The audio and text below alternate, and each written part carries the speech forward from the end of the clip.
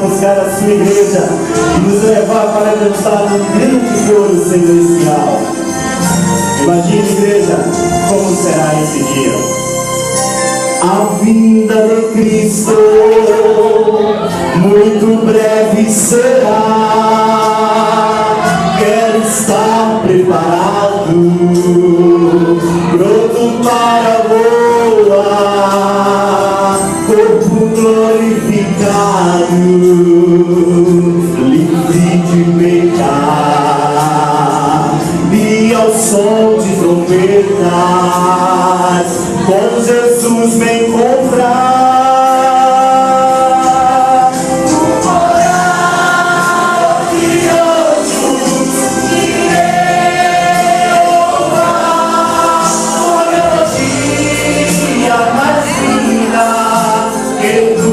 Consigo cantar, encontrados em glória, hosanas ao Rei, celebrando a vitória, eu ali estarei.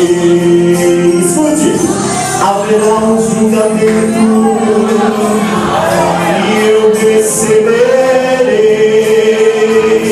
a minha coroa das mãos do Rei, a sala do banquete, Ele me levará, e ao Deus El Shaddai vai me apresentar.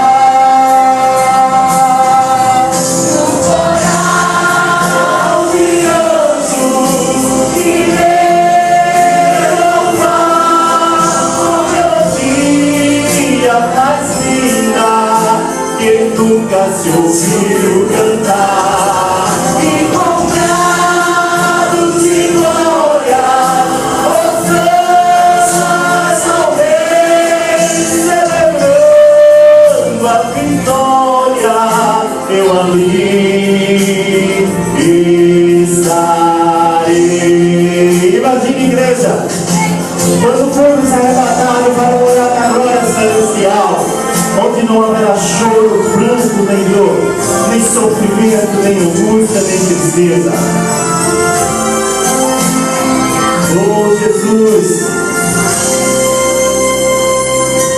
dores e sofrimentos, ali eu não terei, nem orgulho e lamentos, tudo é paz com o Rei. Nas ruas de ouro, nas ruas de ouro, nós iremos andar, e do maná escondidos vou me alimentar.